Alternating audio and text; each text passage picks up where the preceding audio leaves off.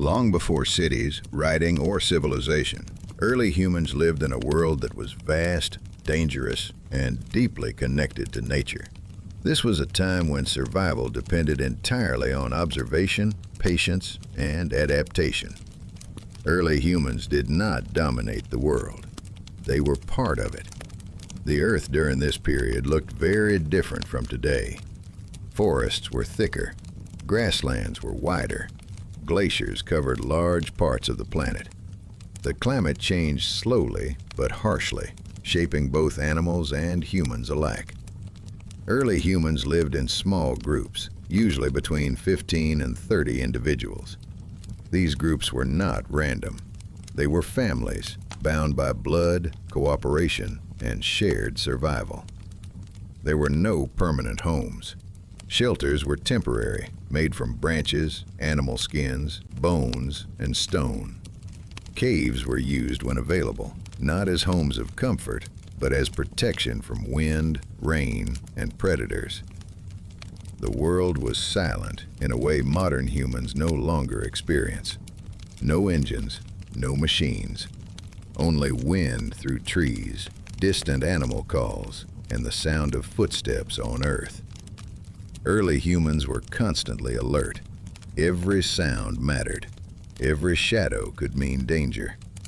They shared the land with powerful animals. Woolly mammoths roamed cold regions, massive and slow, but deadly when threatened. Saber-toothed cats hunted silently, using speed and strength. Giant cave bears occupied caves that humans sometimes competed for. Wolves, hyenas, and large birds of prey followed herds and human camps alike. Humans were not at the top of the food chain. They survived through intelligence, cooperation, and caution. Their bodies were different from modern humans. They were generally stronger, with denser bones and more muscular builds. The average height was shorter, but endurance was greater. Their brains, while slightly smaller in volume than modern humans, were already highly developed for problem solving and memory.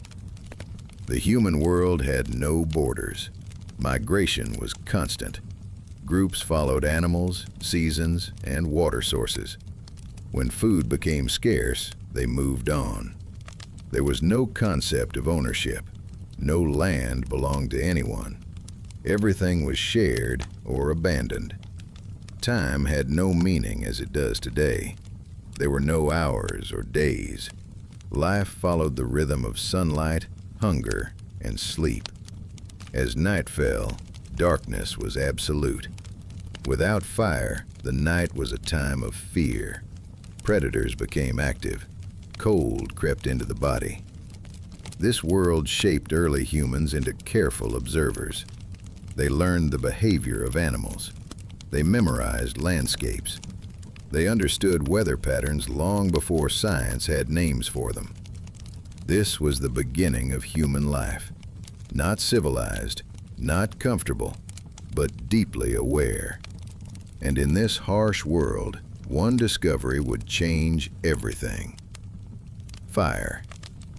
For early humans, fire was not created. It was discovered.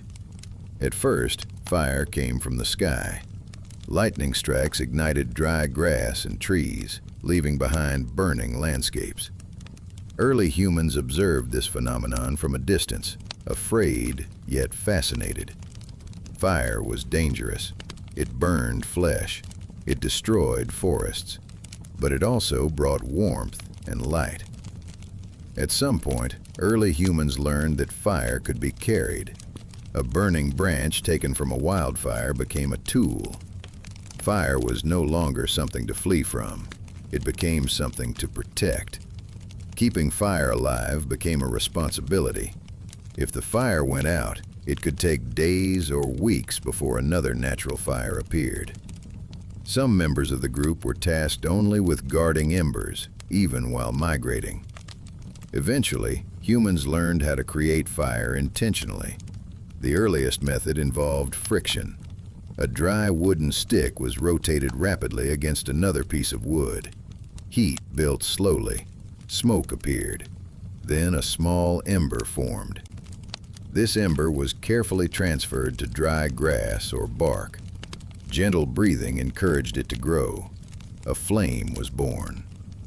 Another method used stone. Striking flint against iron-rich rock produced sparks. When these sparks landed on dry material, fire emerged. Fire changed everything. At night, fire pushed back the darkness. Predators avoided flames. Humans could finally rest without constant fear. Fire brought warmth. In cold climates, it meant survival. It allowed humans to expand into regions previously impossible to inhabit. Fire transformed food. Raw meat was difficult to chew and digest. Cooking softened flesh. It killed parasites and bacteria. Calories became easier to absorb. This change altered the human body. Jaw muscles became smaller over generations. Teeth changed shape. Energy once used for digestion was redirected to the brain. Fire also became a social center. Groups gathered around flames. Stories were shared through gestures and sounds. Early language slowly developed in these moments. Fire hardened wooden spear tips. It improved tools. It allowed humans to work stone more effectively. But fire demanded respect. Fire was never fully controlled. It could escape at any moment. Early humans learned this through pain. Burned skin healed slowly. Infections were common. A serious burn often meant death. Because of this, fire was treated with caution. Children were kept at a distance. Only certain individuals handled embers and flames. Fire changed how humans organized their camps. Shelters were built with space around the fire. Smoke needed a way to escape. Caves with natural openings were preferred. In open land, fires were placed where wind could be predicted. Ashes were not discarded randomly. Humans noticed that animals avoided areas covered in ash. This created natural boundaries around camps. Over time, humans learned to read fire. The color of flames indicated heat. The sound of burning wood revealed moisture levels. The movement of smoke showed changes in wind direction. Fire became a teacher. It showed humans cause and effect, action and consequence, a rare concept in the natural world. Fire also extended the day.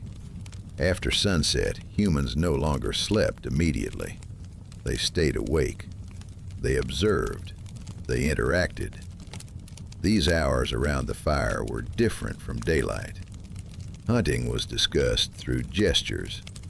Past events were reenacted through movement and sound. Mistakes were silently corrected by watching others. This was not storytelling as we know it. It was memory transfer. Knowledge moved from one generation to another without words. Fire also changed fear. Darkness was no longer absolute.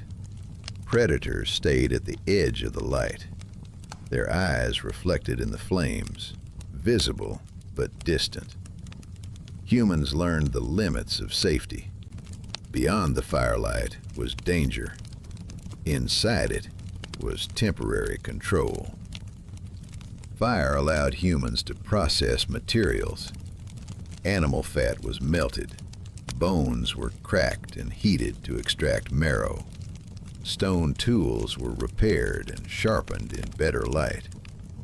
Even death changed around fire. When a group member died, the body was sometimes placed near flames. Not as ritual at first, but for protection from scavengers. Later, fire gained symbolic meaning. Fire separated humans from animals. Animals fled fire. Humans mastered it. This mastery was slow, accidental, learned through loss. Fire did not make humans powerful overnight. It made them patient, and patience became survival. Early humans were not born hunters. They had no sharp claws, no long fangs, no natural weapons. Their bodies were fragile compared to the animals around them.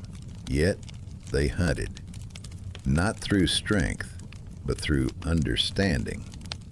Hunting began with observation. For long periods, early humans did not attack animals. They watched them. They learned where herds moved. They memorized paths. They noticed patterns. Animals followed water. Animals followed seasons. Animals followed food. Humans followed animals. Hunting was rarely done alone. A single human was vulnerable.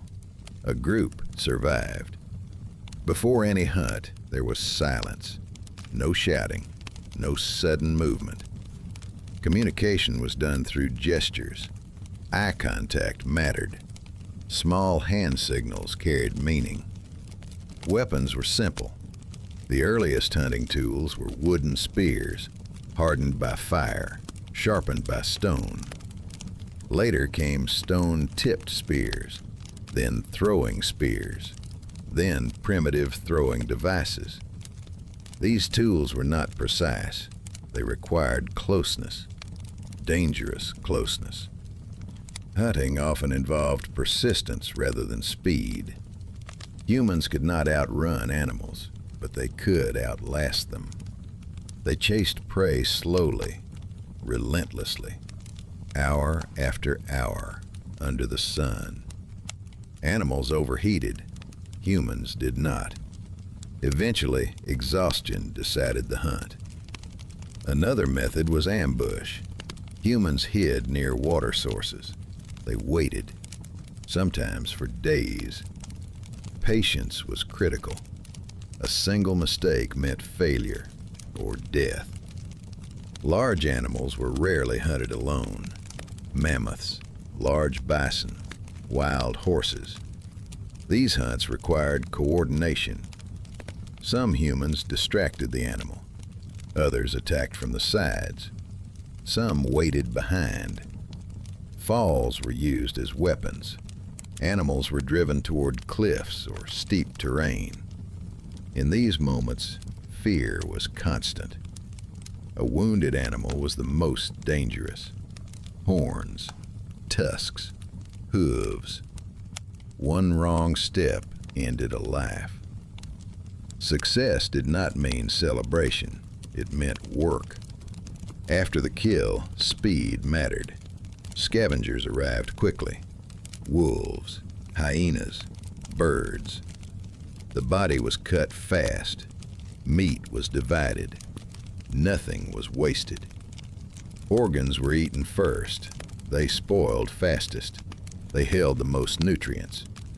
Fat was valued more than meat. Fat meant survival in cold seasons.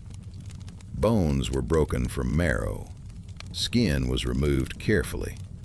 Every part had use. Failure was common. Many hunts ended with nothing. Injury, energy lost. Sometimes humans returned hungry. Sometimes they did not return at all. Hunting shaped the human mind. Planning, timing, risk assessment. These skills extended beyond food. They shaped leadership, trust, group roles. Some were trackers. Some were attackers. Some stayed behind. Hunting was not bravery. It was necessity. And through hunting, humans learned something essential. The world did not reward strength alone. It rewarded cooperation. Hunting was never instinctive for early humans. It was learned slowly, through repetition, loss, and observation. Most early hunts failed. Animals were faster, stronger, and more aware of their surroundings. Humans had to compensate with patience and planning. Young hunters often made the same mistakes. They moved too quickly. They ignored the wind. They followed excitement instead of strategy. Failure was immediate. The snapped branch echoed across open land. The sudden movement alerted the herd. A careless step ended the hunt before it began. Over time, humans learned to read the land. They observed how grass bent under the wind. They felt air movement against their skin. They noticed how scent traveled farther in open spaces and lingered in valleys. Tracking became an essential skill. Footprints were studied carefully. Depth revealed weight. Spacing revealed speed. Broken plants showed direction. Disturbed soil showed recent movement. Hunters rarely rushed. They paused often. They listened. They waited. Rain erased signs. Heat hardened the ground.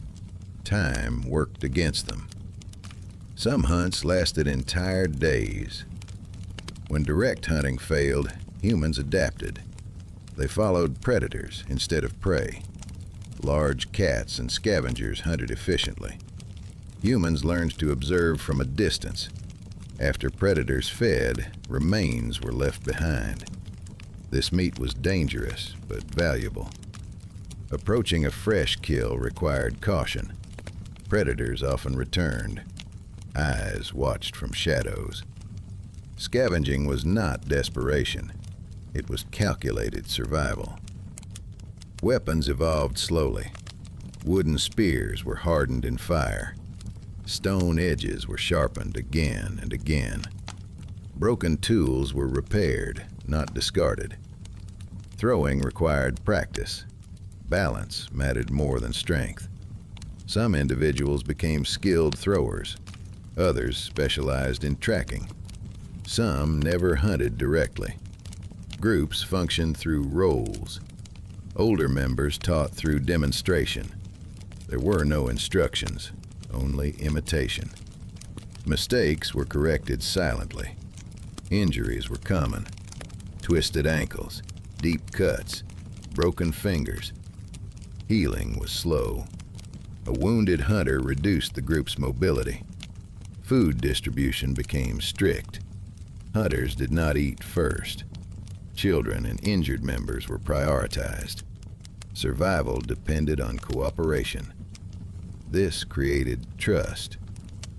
Hunting shaped emotional control.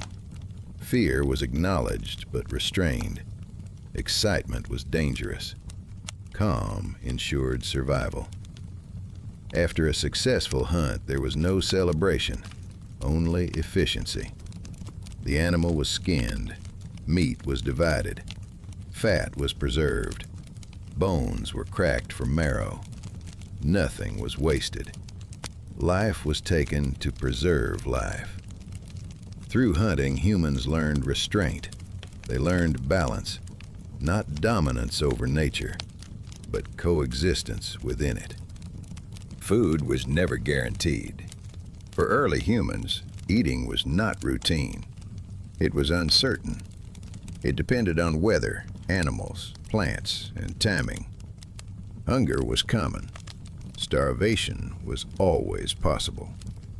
Early humans ate whatever the environment allowed. Meat was important, but it was not constant. Hunting failed often. When it failed, humans turned to plants. Roots, tubers, fruits, seeds, leaves. Not all plants were safe. Some caused sickness. Some caused pain. Some caused death. Learning what to eat was slow and dangerous. Humans observed animals closely. If an animal ate a plant and survived, humans remembered it. If an animal avoided a plant, humans avoided it too. Trial and error shaped diet. Poisoning happened. Sometimes the wrong person ate the wrong thing. Sometimes the lesson came too late. Over generations, knowledge accumulated. Certain plants were eaten raw. Others were cooked. Some were eaten only in small amounts. Cooking changed everything. Before fire, Raw food required long chewing. Digestion was difficult. Energy was lost. With fire, food softened. Roots became edible. Meat became safer. Parasites were reduced. Cooking increased calories. This allowed humans to survive on less food. It supported brain growth. It reduced time spent chewing and digesting. Meals were simple. There were no recipes, no spices, no seasoning. Food was cooked directly on fire, or buried under hot ash, or placed on heated stones. Meat was roasted. Fat dripped into flames. The smell attracted both humans and animals. Cooking required attention. Food burned easily. Burned food was bitter, sometimes harmful. Humans learned timing. They learned heat control. Not all fires were equal. Low flames cooked slowly. Strong flames destroyed food. Fat became valuable. Fat stored energy. It kept humans alive during cold seasons. Lean meat was less desirable. Organs were preferred. Liver, heart, brain. These parts spoiled quickly. They were eaten first. Nothing was wasted. Bones were cracked. Marrow was extracted. Skin was cleaned for later use. Food was shared. Individual eating endangered the group. Cooperation ensured survival. Elders and children were prioritized. Hunters did not claim ownership. This sharing reduced conflict. It strengthened social bonds. Food also shaped movement. Groups followed seasonal plants. They returned to known locations. Memory guided migration. Certain places became important, not villages, but repeated stops. Food availability determined survival. When food disappeared, groups moved. There was no storage in early periods, no preservation beyond drying or smoking. Famine was sudden. Periods of abundance were temporary. This instability shaped human behavior. Humans learned restraint. They ate slowly. They conserved energy. Eating was functional, not pleasurable. Food was life. Chapter 4. Revisited. Food and cooking. Knowledge, risk, and control. Eating was never a simple act for early humans. It required judgment. Not every moment of hunger demanded food. Sometimes eating was more dangerous than waiting. Early humans learned restraint through experience. Food was assessed before it was consumed. Smell mattered. Texture mattered. Color mattered. Food that looked safe could still be deadly. Plants were the greatest risk. Many edible-looking roots caused pain. Some caused paralysis. Others caused slow death. Humans learned to recognize danger signs. Bitterness warned the mouth. Burning sensations warned the tongue. Immediate nausea warned the body. These reactions became guides. Cooking reduced risk, but not completely. Fire neutralized some toxins. It softened fibers. It altered taste. But heat could also concentrate poisons. Humans learned that not all food improved with fire. Some plants remained dangerous regardless of preparation. This knowledge was passed through behavior. Adults ate first when testing new food. Children watched. If adults survived, others followed. Food choice depended on condition. Children ate softer foods. Elders avoided hard roots. Injured members ate organs and fat when available. The body's needs changed food priority. During long migrations, food was lighter: dried meat, seeds, roots that stored energy. Heavy foods slowed movement. Slowness increased danger. Cooking locations were chosen carefully. Fire attracted animals. Cooking near open land increased visibility. Cooking near forest edges increased risk. Some meals were eaten cold to avoid attention. Silence often replaced warmth. Humans adapted eating schedules. They ate after movement, not before. A full stomach reduced alertness. An alert body survived longer. Hunger sharpened focus. Food consumption was measured. No one ate until full. Eating stopped before comfort. Comfort weakened awareness. Waste was unacceptable. Leftovers attracted predators. Smell lingered. Bones were cleaned quickly. Ashes were scattered. Traces were erased. Food shapes daily rhythm. Morning focused on gathering. Midday on movement. Evening on preparation. Night eating was rare. Darkness increased risk. Firelight revealed position.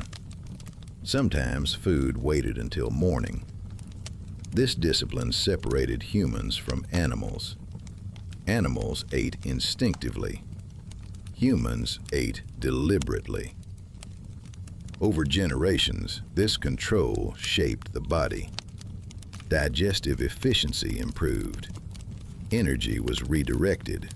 The brain grew.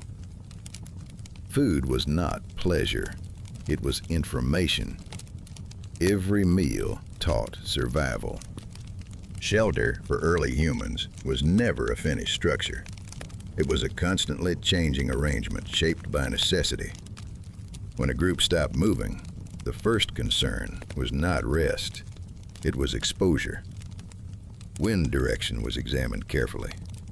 Cold air moving downhill at night was especially dangerous. Shelters were positioned to avoid it. Ground texture mattered.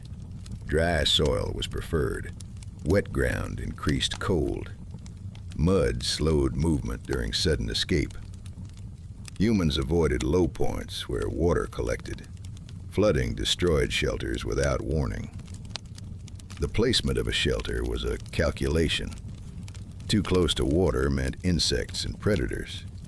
Too far meant dehydration. Trees were used selectively. Large trees blocked wind but attracted animals. Fallen trees provided structure but limited visibility. Visibility was critical. Shelters were placed where movement could be detected early. Open sightlines increased reaction time. Humans rarely slept deeply. Shelter did not create safety. It reduced vulnerability. Caves required constant evaluation. The smell inside a cave mattered. Strong animal scent meant occupation. Old bones indicated danger. Even empty caves were temporary. Smoke buildup caused breathing problems. Darkness limited awareness. Fire placement inside caves was calculated carefully. Too deep meant suffocation. Too close to the entrance revealed presence. In open shelters, construction was minimal. Frames were made from branches broken by hand. Tools were rarely used. Animal skins were stretched unevenly. Gaps were common. Grass and leaves were added not for comfort, but insulation. Shelters degraded quickly. Rain soaked materials. Wind loosened bindings. Animals disturbed structures at night. Maintenance was constant. Shelters were repaired daily, not improved, maintained.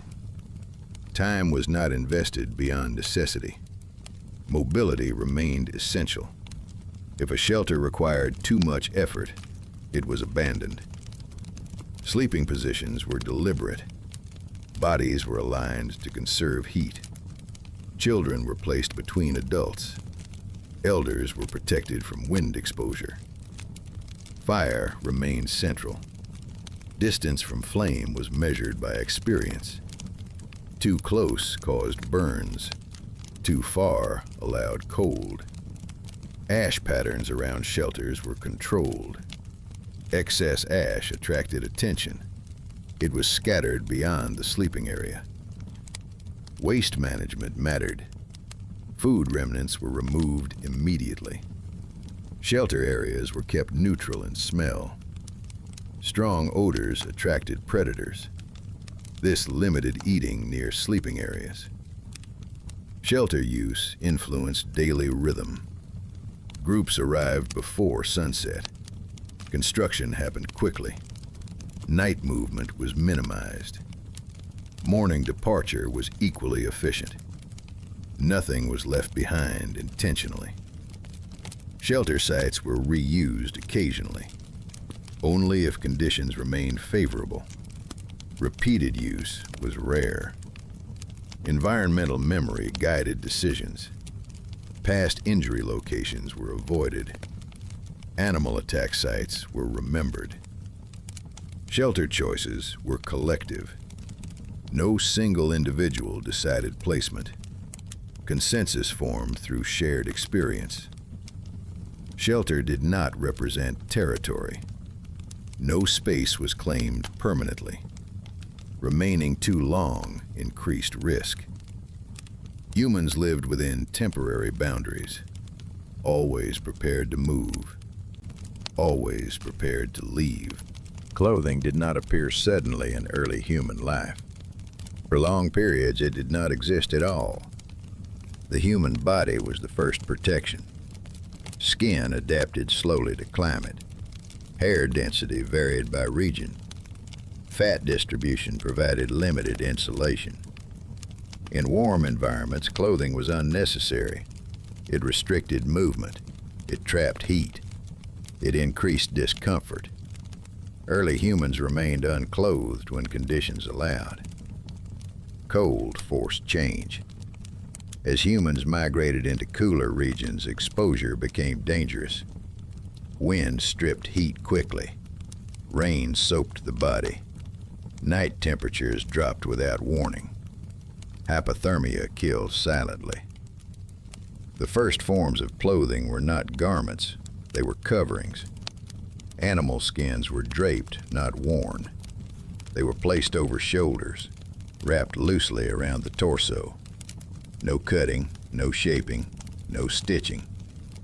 Skins were heavy when wet, stiff when dry, uncomfortable in movement. But they blocked wind. This was enough. Skin preparation was crude. Fresh hides rotted quickly. They attracted insects. They smelled strongly.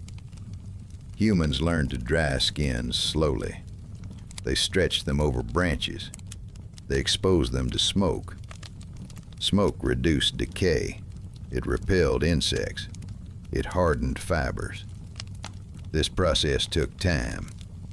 Time meant vulnerability. Skin preparation was done near camps, never during migration. Clothing was shared.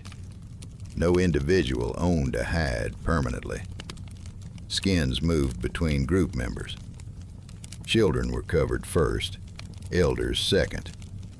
Strong adults endured exposure longer. Clothing use was seasonal. Skins were worn during cold nights, removed during daytime movement. Wearing skins while walking caused overheating. Sweat increased heat loss later. Humans learned timing. Clothing was put on before rest, removed before travel. This discipline prevented exhaustion. There were no fastenings. Hands held skins in place. Body posture adjusted movement. Later, simple bindings appeared. Plant fibers, animal sinew. These were fragile. They broke easily. Repair was constant. Skin durability was limited. Rain damaged hides. Sun cracked them. Fire burned them quickly.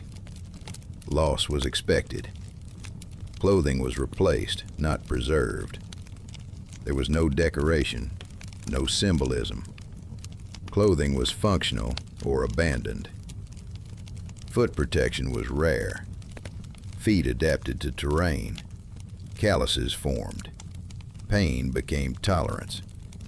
Simple foot coverings appeared only in extreme cold. Temporary, unstable.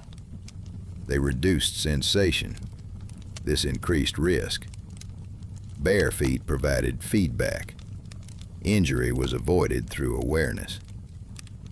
Clothing altered movement. Wrapped skins limited arm motion. They slowed reaction time. Hunters avoided heavy coverings.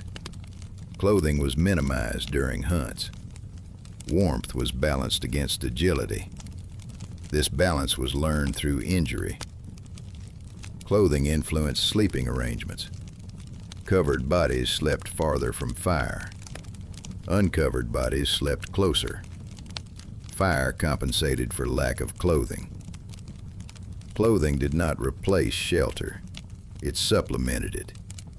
The body remained central. Clothing was an adaptation, not an identity. It did not define status. It did not create hierarchy. It reduced death. Nothing more. Predators were never distant from early human life. They were always near, not as occasional danger, but as a permanent presence. Early humans did not enter empty landscapes. They entered territories already claimed. Every region had dominant animals, each with strength humans lacked. Large cats hunted silently. Their movement was precise. Their attacks were sudden. Lions, saber-toothed cats, leopards. They watched from cover. They waited for weakness. Humans learned this quickly. Isolation was dangerous. A single human was easy prey. Groups moved together. Distance between members was controlled. Falling behind meant death. Predators hunted at specific times: dawn, dusk, night. Humans adapted movement schedules. Travel during full darkness was avoided. Rest occurred when predators were less active. Still, attacks happened. Children were taken. Injured adults were targeted. Predators tested boundaries. They circled camps. They observed reactions. Fire altered this relationship. Flames created hesitation. Light exposed movement. But fire was not absolute protection. Some animals learned patience. They waited beyond the light. Eyes reflected in darkness. Humans learned to read these signs. Silence often meant presence. Sudden absence of sound meant danger. Birds stopped calling. Insects went quiet. These changes warned of predators nearby. Large herbivores were also dangerous. Bison, wild cattle, horses. They defended territory aggressively. Stampedes killed without intention.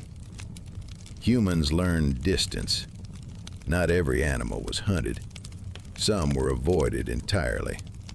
Knowledge replaced confrontation. Predators shaped camp placement. Shelters avoided dense vegetation. Open ground increased visibility. Paths were cleared around camps.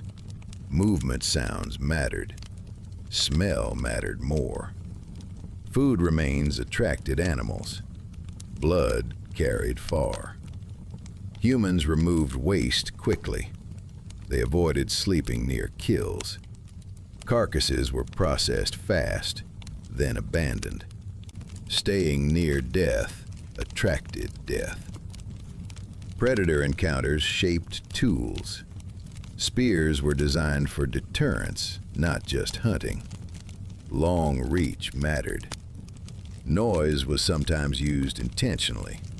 Shouting, firebrands thrown. Predators respected unpredictability. Injury altered hierarchy. A wounded human slowed the group. Predators noticed. Groups adjusted pace. Protection increased.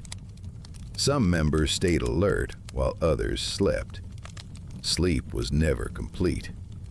Shifts formed naturally. Listening mattered more than vision at night. Fear was constant, but panic was fatal. Humans learned controlled response. Running blindly triggered pursuit. Standing together discouraged attack. Predators tested resolve. Sometimes they withdrew. Sometimes they did not. Loss was part of existence. Humans remembered attack locations. Routes were altered. Generational memory formed. Stories were not told, but behavior changed. Over time, humans were no longer passive. They learned patterns. They learned limits. Predators were feared, but also understood. This understanding allowed coexistence, not dominance, not peace, balance. Encounters with predators forced early humans to make decisions quickly. There was no single response.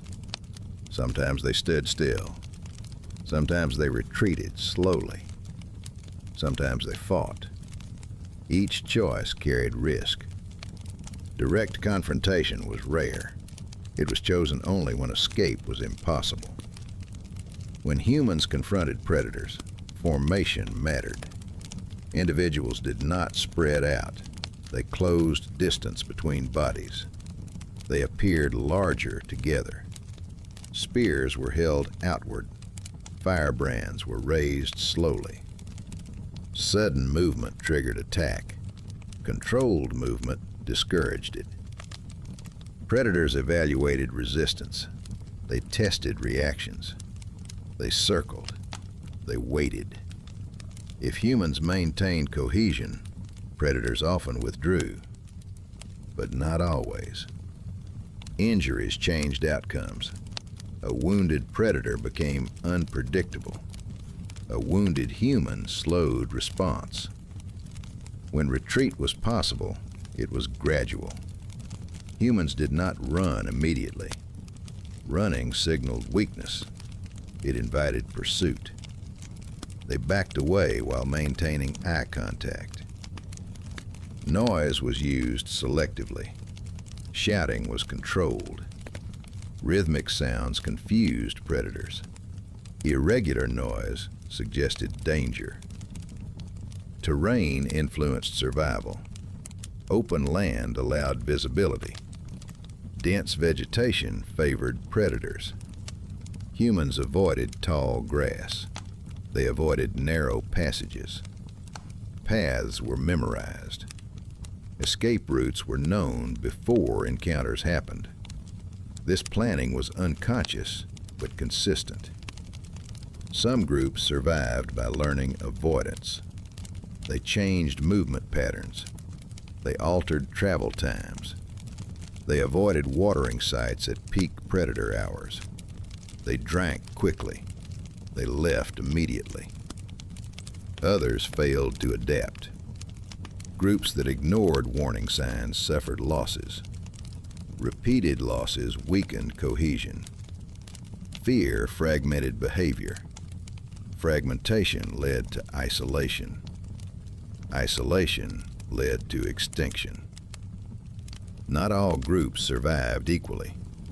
Those that learned patterns endured. Those that relied on strength did not. Predators also adapted. They learned human routines. They tested defenses. This created an ongoing adjustment. No side dominated.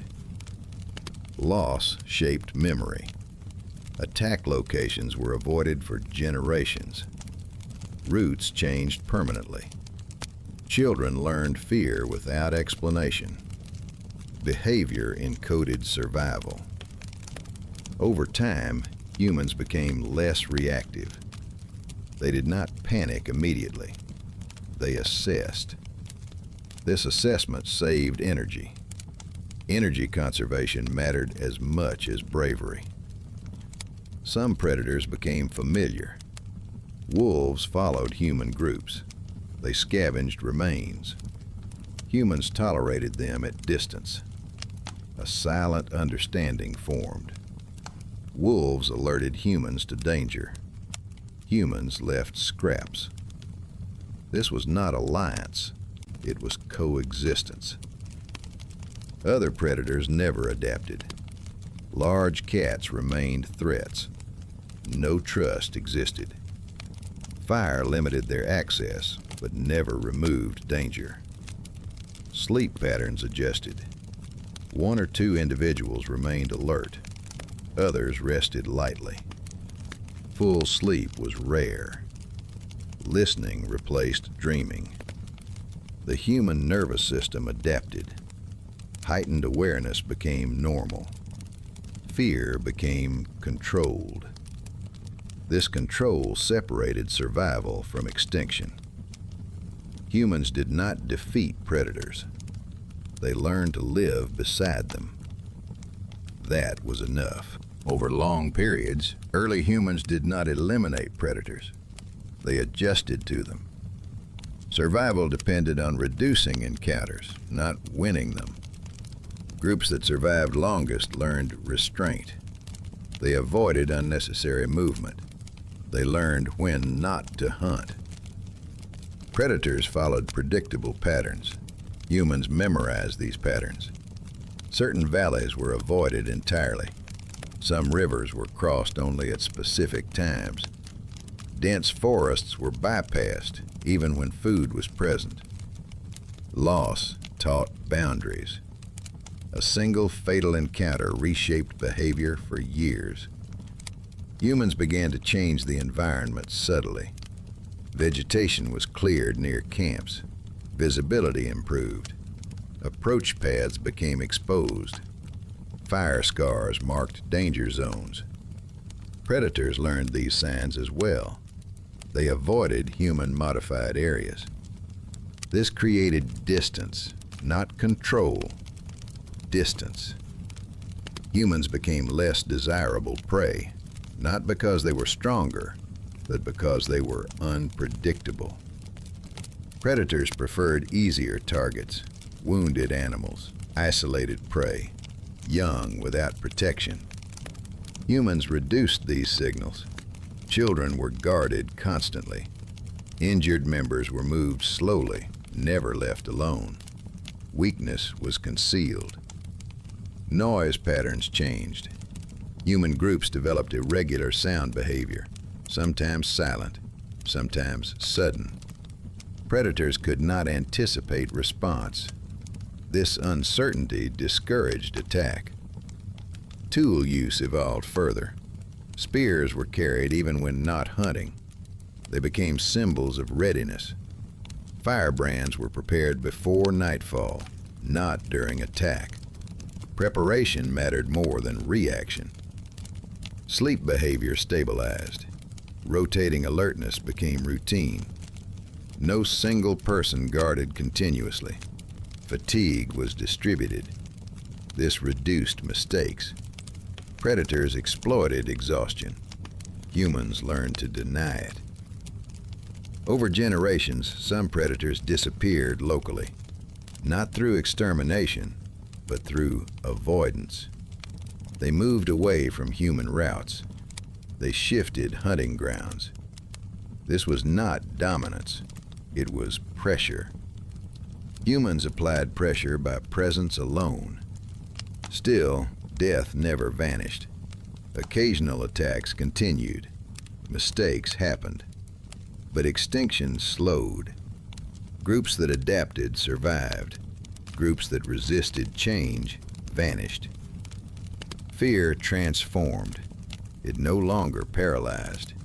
It informed. Fear became data. This marked a transition. Humans stopped reacting instinctively. They began responding strategically. Predators were no longer symbols of chaos. They were variables. Danger became measurable. This did not create safety. It created awareness. And awareness sustained life. Humans did not rise above nature.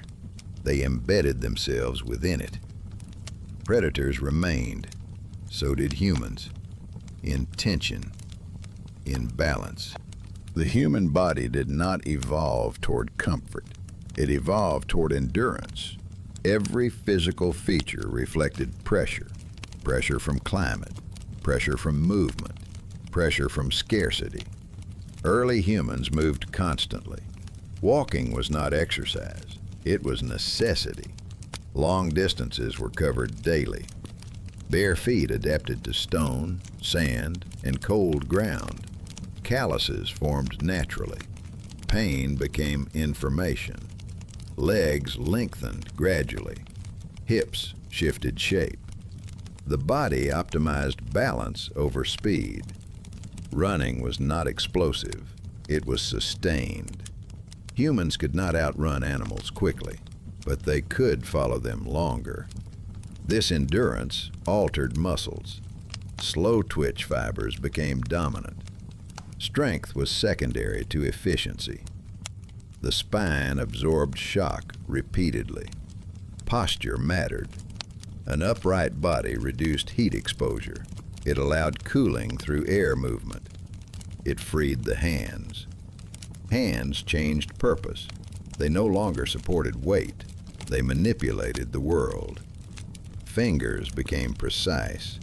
Grip strengthened. This precision altered the brain. Neural pathways expanded. Motor control improved. The skull changed shape. Jaw muscles reduced over time. Teeth became smaller. This was not weakness. It was adaptation. Cooking reduced the need for heavy chewing. Energy shifted from digestion to cognition. The rib cage narrowed.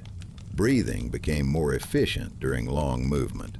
Oxygen delivery improved. Skin adapted unevenly. In hot regions, pigmentation increased. Protection from sun mattered. In colder regions, fat distribution shifted. Insulation became necessary. Hair reduced. Less hair improved cooling. Sweat glands increased. Sweating became a primary survival tool.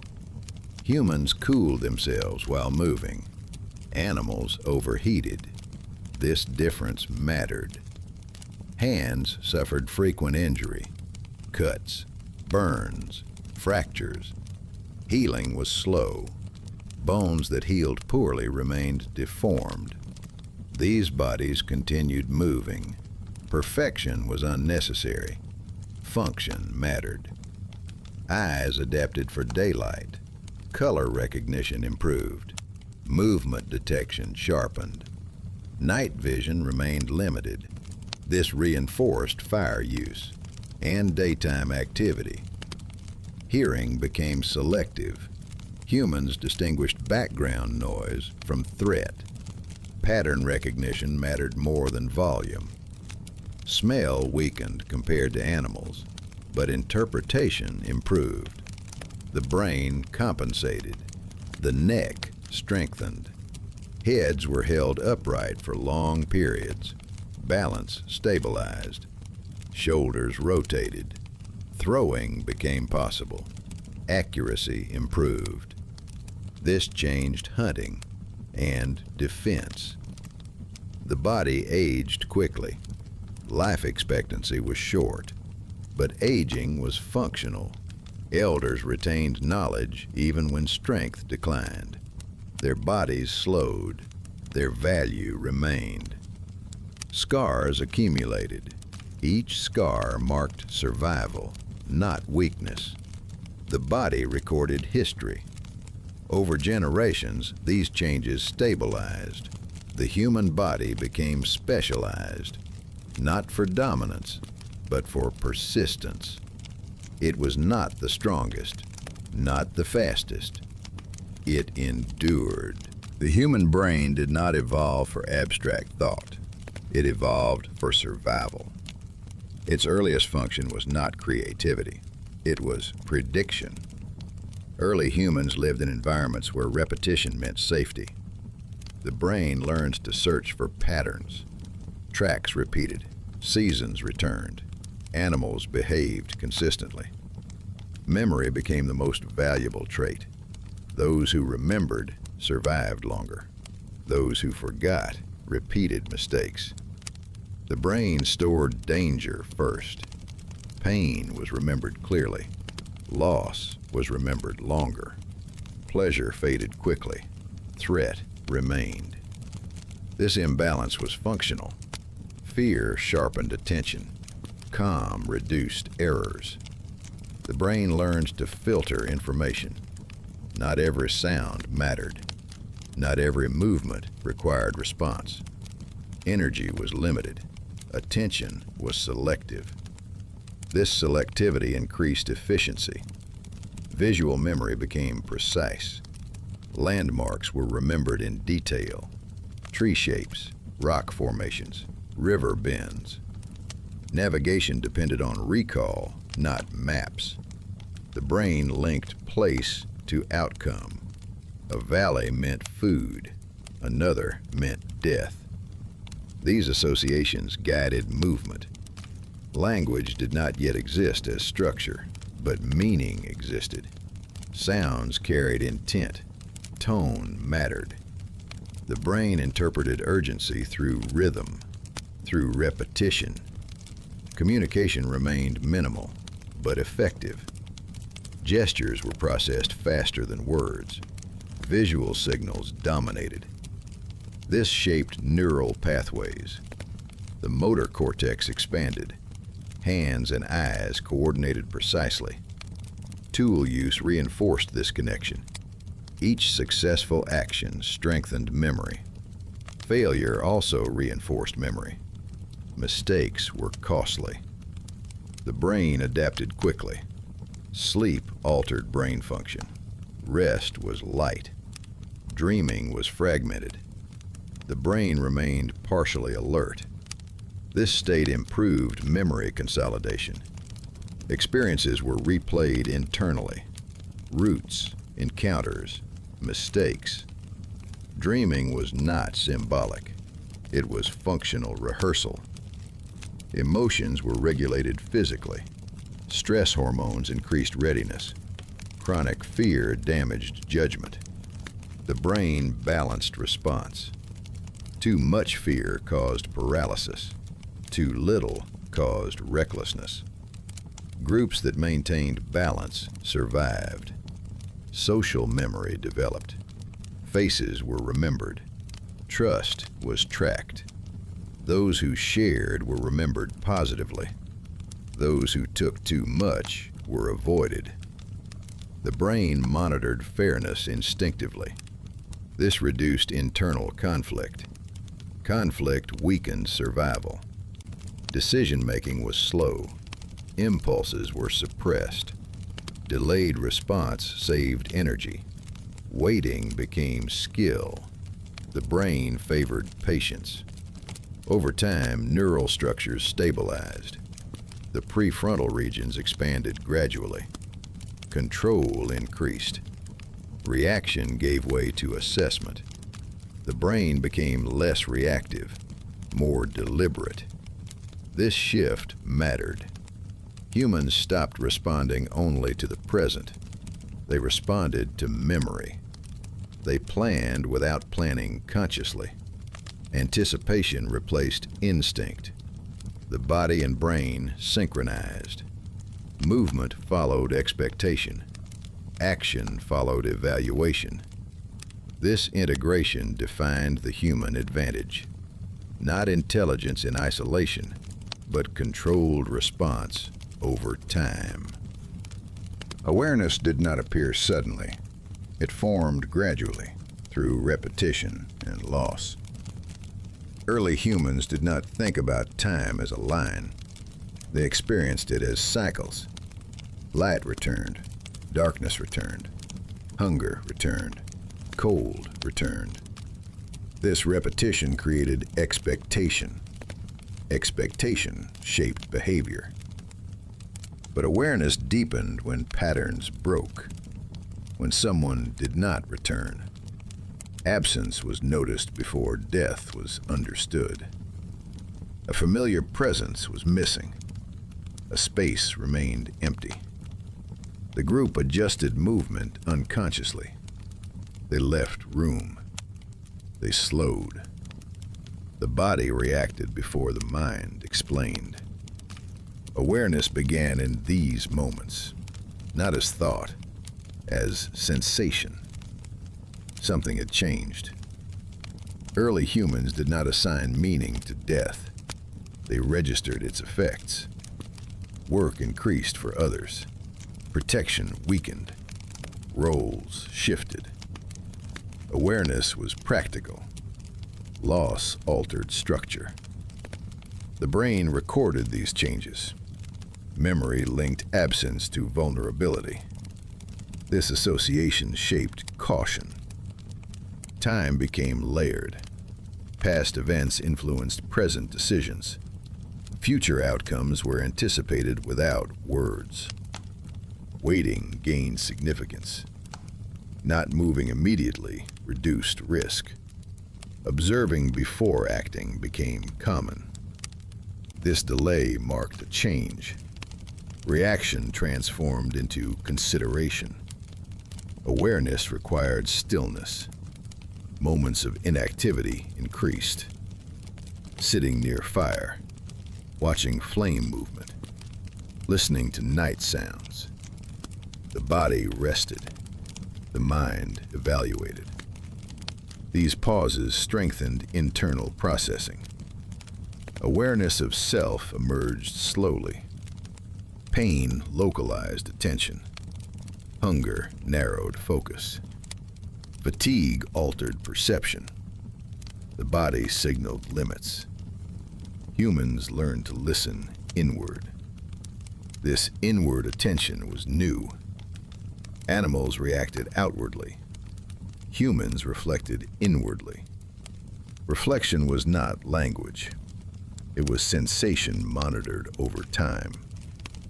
Dreaming contributed. Dreams replayed absence. Movement without outcome. Faces without response. These experiences blurred waking and memory.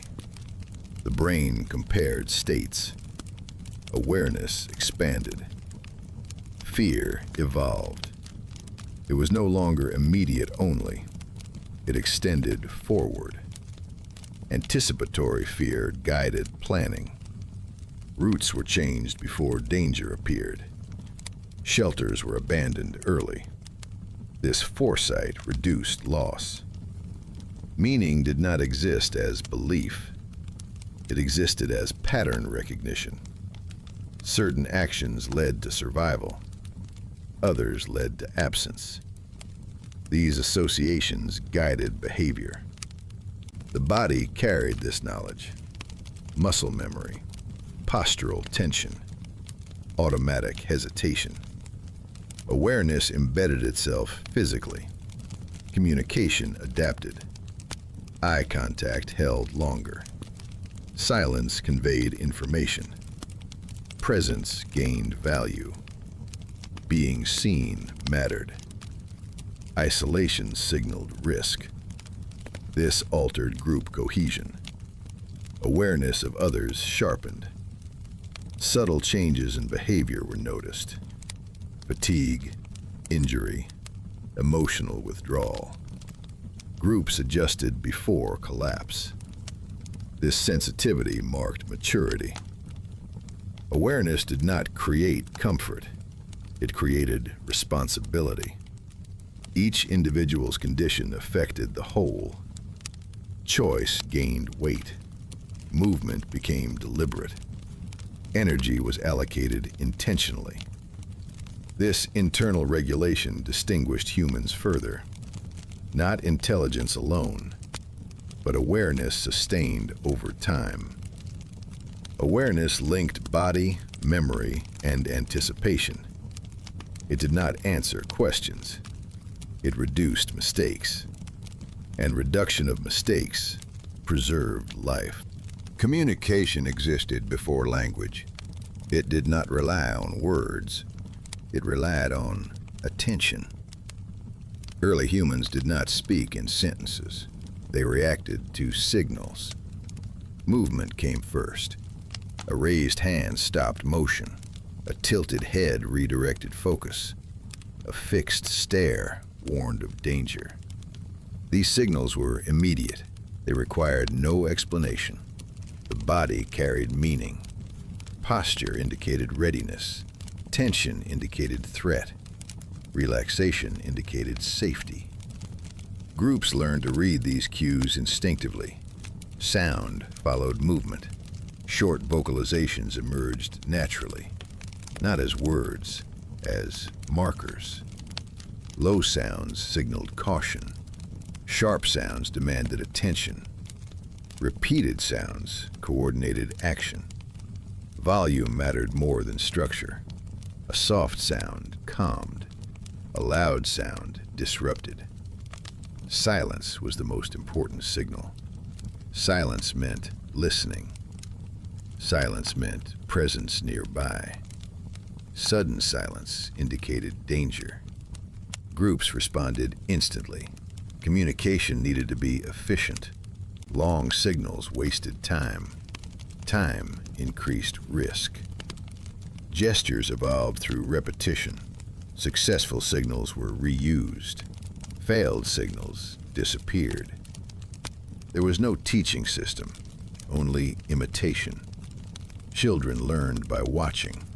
They copied tone. They copied timing. Meaning stabilized slowly.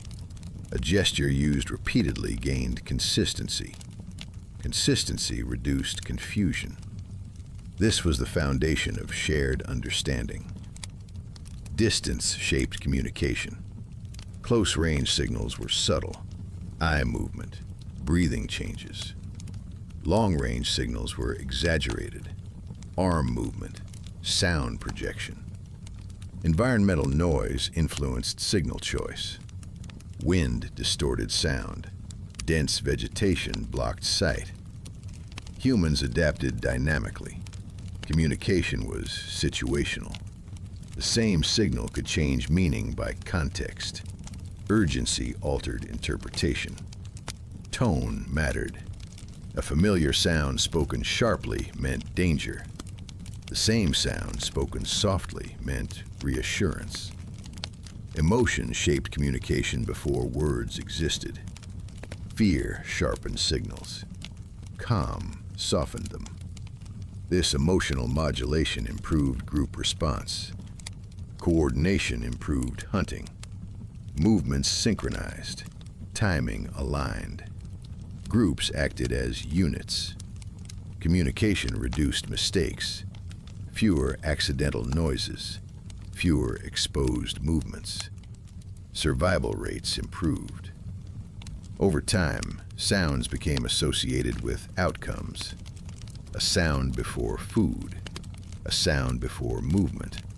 A sound before rest. These associations strengthened memory. The brain linked sound to expectation. This linkage was powerful. Anticipation reduced hesitation. Communication became predictive, not describing the world, but preparing for it. Symbolism did not exist yet. No representation of absence. No discussion of past. Communication remained immediate. But this immediacy was sufficient. It aligned behavior. It reduced conflict. It conserved energy. Group cohesion increased. Trust formed through reliable signals. Unreliable individuals were noticed, ignored, avoided. Communication regulated social order, not through authority, through responsiveness. Those who responded accurately were followed. Those who caused confusion were not. Leadership emerged subtly, not assigned, recognized. Communication shaped hierarchy indirectly. The group moved as one body. Each signal adjusted motion slightly. This collective responsiveness defined early human coordination. Language was not born yet, but the groundwork was complete. Sounds began as reactions, not labels. They emerged from breath and tension. A sudden sound followed surprise. A low sound followed caution. These were not chosen. They happened. Over time, repetition created association.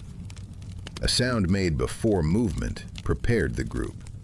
A sound made before rest slowed activity. The brain linked sound to outcome.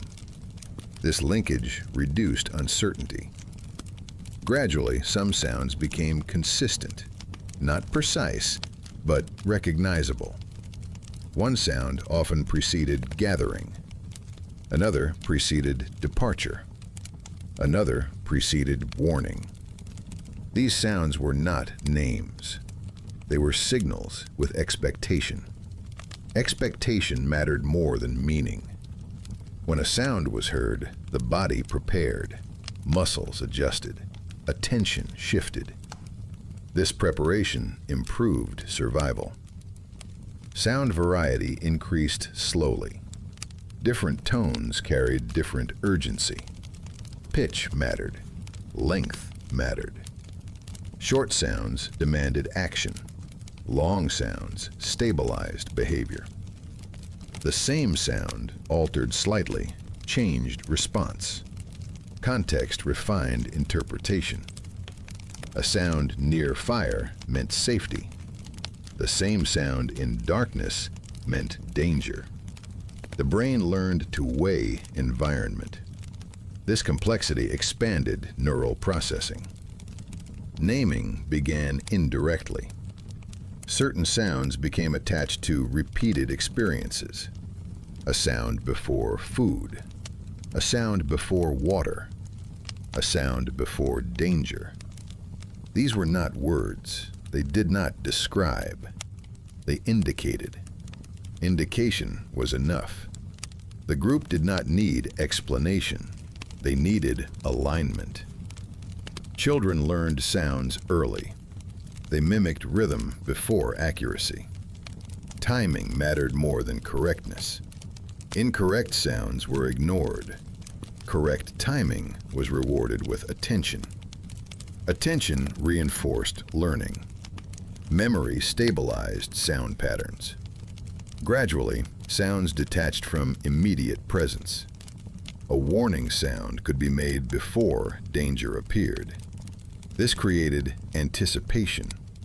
Anticipation marked a shift. Communication extended forward in time. This was not planning. It was preparation. Sounds also extended backward. After events, certain sounds were repeated. Not to explain, to mark. Marking reinforced memory. Repetition strengthened neural pathways. Over generations, these pathways stabilized. Sound inventories expanded slightly. Still limited, still flexible. No grammar existed, no structure. Order did not matter. Timing did. Overlap occurred. Multiple sounds used together intensified meaning. Emotion colored sound. Fear sharpened tone. Calm softened it. Emotion became part of communication. This emotional embedding increased reliability. False signals decreased. Misuse caused confusion. Confusion caused risk. Risk eliminated unreliable patterns. Only useful sounds persisted. Naming remained fluid. The same sound could indicate different things by situation. This ambiguity was tolerated. Context resolved uncertainty. Precision was unnecessary. Survival did not require clarity. It required coordination. Sound-based communication altered group cohesion. Shared sounds created identity. Groups recognized each other by rhythm, by tone, by cadence. Outsiders were noticed quickly. This differentiation mattered. Trust formed faster within familiar sound patterns. Strangers required caution. Sound separated us from not us. This separation reduced internal conflict. Communication regulated movement. It synchronized action. It reduced hesitation. Language was not yet present, but the system was no longer purely reactive. Sound now carried memory. It referenced experience. This reference expanded cognition. The brain began linking symbols to absence. Not fully, but enough. Enough to prepare. Enough to adapt. The first step toward language was not speech. It was shared expectation. At some point, communication stopped being tied only to the present. This moment did not arrive suddenly. It emerged quietly. Early humans began to indicate what was not immediately visible, not with explanation, with reference. A gesture toward empty land meant something had been there. An extended arm toward a path meant movement would follow. This was new. The signal no longer described what was happening. It suggested what might happen. The brain adjusted. Memory and communication began to overlap. Pointing became essential. A finger toward the ground marked a place. A motion toward the horizon marked direction. Repeated use stabilized meaning. These gestures did not represent objects. They represented expectation. An empty hand could indicate absence. A repeated motion could indicate return. The group responded. They moved without confirmation. They trusted the signal. Trust was critical. Symbolic communication required belief in shared understanding. Without it, coordination failed. Symbols were not abstract. They were grounded in experience. A gesture carried weight only if the outcome matched memory. False symbols disappeared quickly. Groups that tolerated confusion suffered loss. Precision emerged through elimination. Sound joined symbol. A familiar sound paired with a gesture reinforced meaning. Sound anchored memory. Gesture anchored space. Together, they extended awareness. Now, communication could reference the past. A sound made after returning to a location recalled a previous event. The group adjusted behavior accordingly. Danger did not need to reappear. Its memory guided action. This reduced repeated injury. Symbols also extended into the future. A gesture before a movement indicated intention. Others prepared without instruction. Preparation became collective. This was not planning as concept, it was alignment. Symbolic behavior changed learning. Children no longer needed to experience danger directly. They observed reaction. A warning gesture replaced exposure. Survival improved. Symbols also altered emotional response. Fear could be moderated. The group responded calmly to anticipated threat. Panic decreased. This control conserved energy. Energy conservation mattered. Symbol use remained limited. No complex representation existed. No storytelling. But reference existed. Reference was enough. The mind learned to hold something not present. This ability changed cognition. Attention could move away from immediate stimuli. Evaluation improved. Humans paused before acting. Symbols supported delay. Delay reduced error. Error reduction preserved life. Over time, symbolic consistency created shared internal models. The group imagined similar outcomes. This synchronization strengthened cohesion. Disagreement decreased, not because of authority, but because expectation aligned. Symbol use also reinforced identity. Groups developed unique gestures, unique sound symbol pairings. Outsiders misunderstood them. Misinterpretation caused distance. This separation reduced conflict. Symbolic communication regulated territory indirectly. Groups avoided each other without confrontation. Boundaries existed without markers. Meaning existed without words. The system remained fragile. Symbols could drift. Context could shift. Continuous reinforcement was required. Loss of shared experience weakened meaning. Migration disrupted symbols. New environments required adjustment. Old symbols were tested again.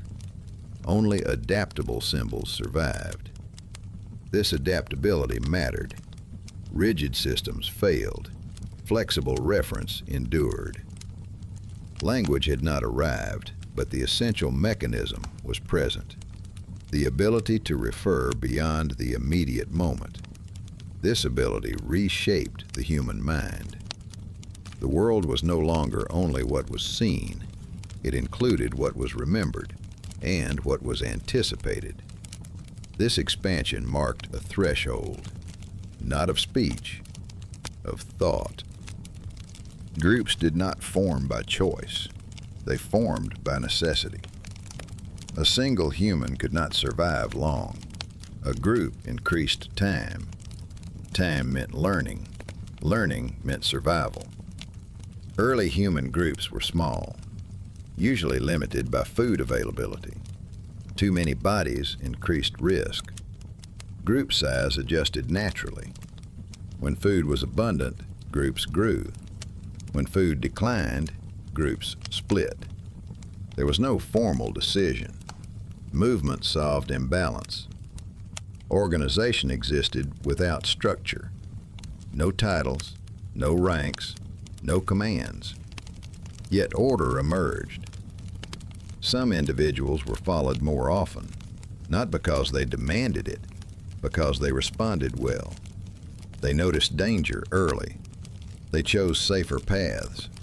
They conserved energy. Others watched, imitated, adjusted. Leadership was behavioral. It shifted. During hunting, skilled trackers guided movement. During conflict, calm individuals shaped response. During rest, elders influenced pacing. Authority was temporary. It changed with context. Those who failed repeatedly lost influence, not through punishment, through neglect. The group followed efficiency. Conflict existed. Disagreement over movement, over food distribution, over risk. But escalation was costly. Injury weakened the group. Internal violence endangered survival. Groups learned restraint. Aggression was suppressed quickly. Physical dominance did not guarantee influence. Strength without judgment caused danger. Calm assessment was valued. Decision-making was slow. Waiting reduced error. Immediate action was rare.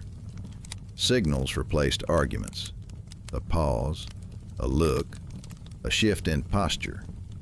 Consensus formed silently. Social memory mattered. Individuals remembered who shared fairly, who warned honestly, who acted selfishly. Reputation formed. This reputation guided trust. Trust regulated proximity. Those trusted stayed close. Others remained peripheral. No one was expelled easily.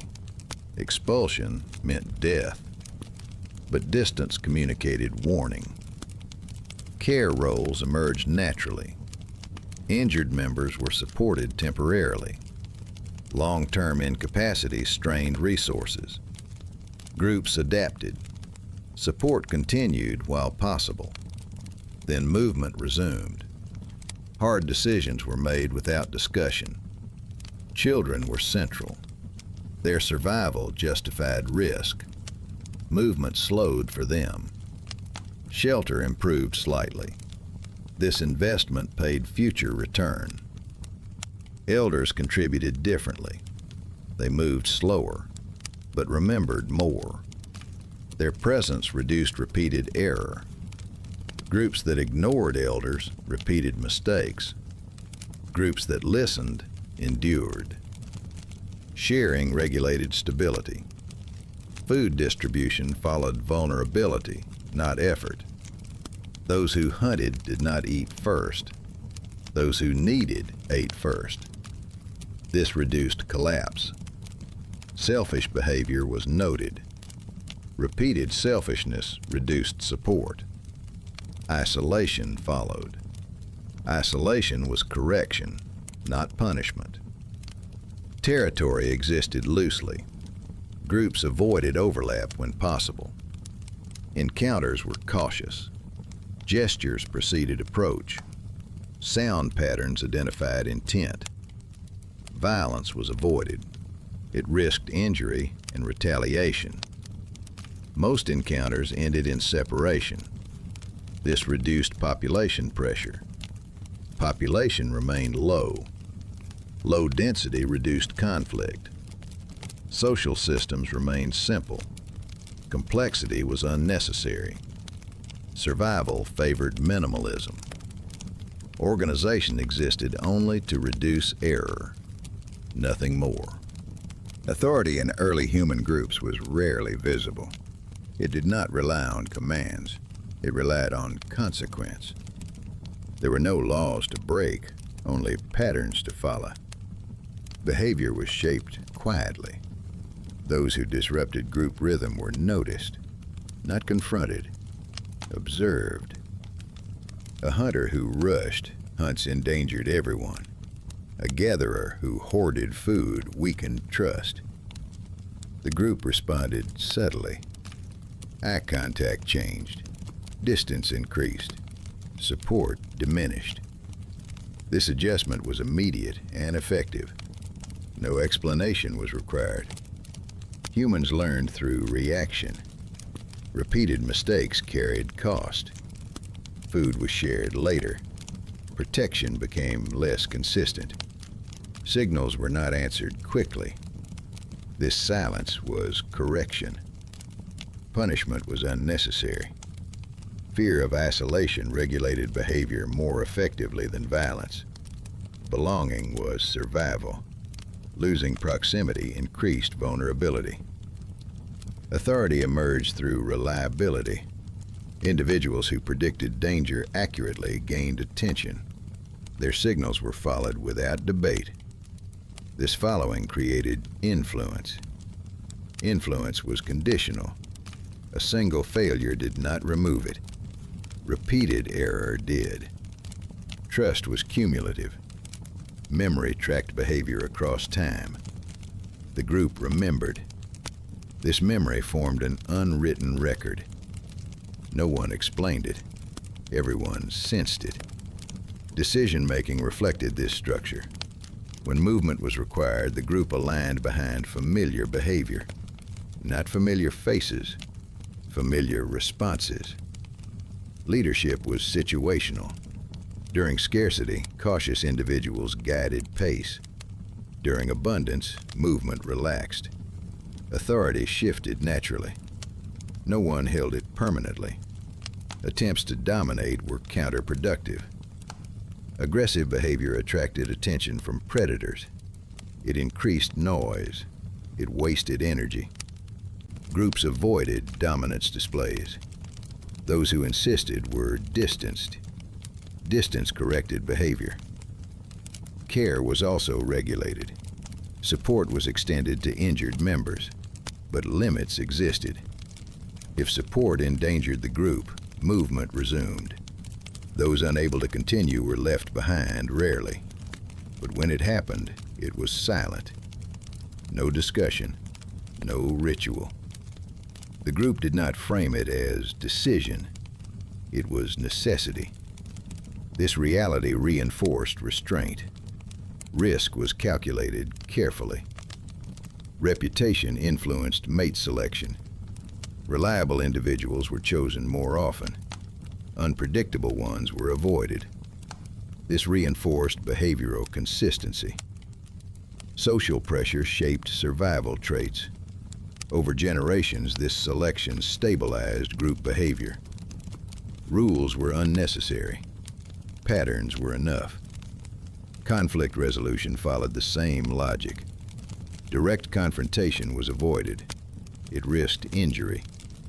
Disputes dissolved through separation. One individual moved away. The group adjusted. This prevented escalation. Violence between group members remained rare. Energy conservation mattered more than dominance. Authority operated continuously. It did not require reinforcement. It functioned through shared expectation. Everyone understood consequences without articulation. This silent system scaled effectively. It adapted to environment, to group size, to threat level. Complexity emerged slowly, still without formal structure. Social order remained flexible. It bent without breaking. This flexibility ensured survival under pressure. Groups with rigid behavior fractured. Groups with adaptive authority endured. Authority was never about control. It was about alignment. Alignment preserved life. Some actions began to repeat, even when they were not strictly necessary. This repetition was not accidental. After danger passed, groups sometimes remained together longer than required. Movement slowed. Attention lingered. These pauses created space. Within this space, shared acts appeared. Fire was tended even when warmth was sufficient. Embers were rearranged carefully. Ash was spread in deliberate patterns. These actions did not improve survival directly. They stabilized presence. Stability mattered. After loss, behavior changed subtly. The group gathered closer. Movement reduced. Silence extended. No explanation followed. Bodies aligned. Breathing synchronized. This alignment reduced tension. It restored rhythm. These moments were not ceremonies. They had no structure, but they repeated. Repetition created familiarity. Familiarity reduced uncertainty. Certain places were revisited, not for food, not for shelter, for memory. Locations where danger occurred were avoided. Locations where survival followed loss were remembered. At these sites, movement slowed again. Gestures were restrained, voices lowered. The group behaved differently without instruction. This difference mattered. It marked separation between ordinary movement and collective pause. Objects gained temporary focus. A broken tool was placed aside rather than discarded immediately. A weapon used in defense was handled carefully. These objects were not symbols.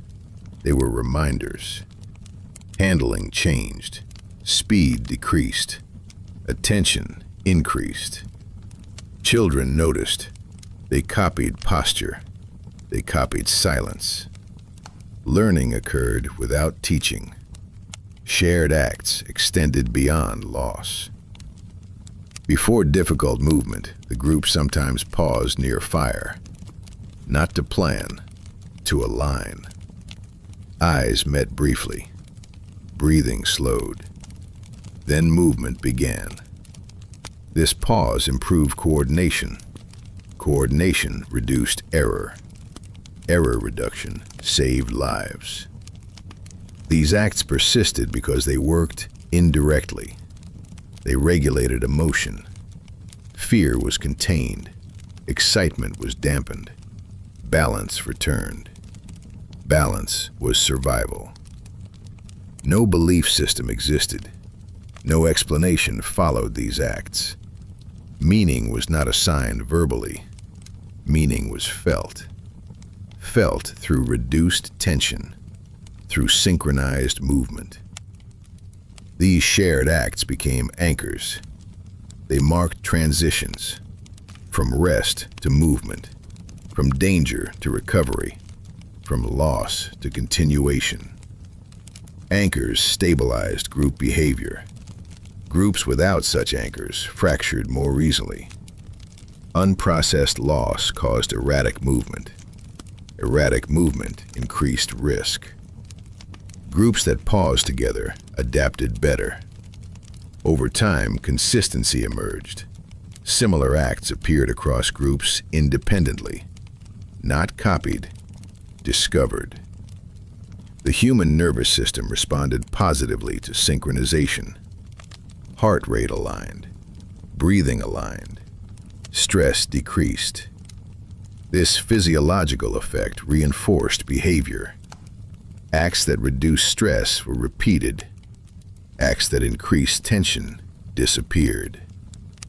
This selective process shaped early ritual behavior. Not ritual as belief, but ritual as regulation. These behaviors created shared internal states. Shared states increased trust. Trust reduced friction. Friction wasted energy. Energy mattered. As these acts stabilized, group identity strengthened. Members recognized familiar rhythms, familiar pauses, familiar responses to loss and risk.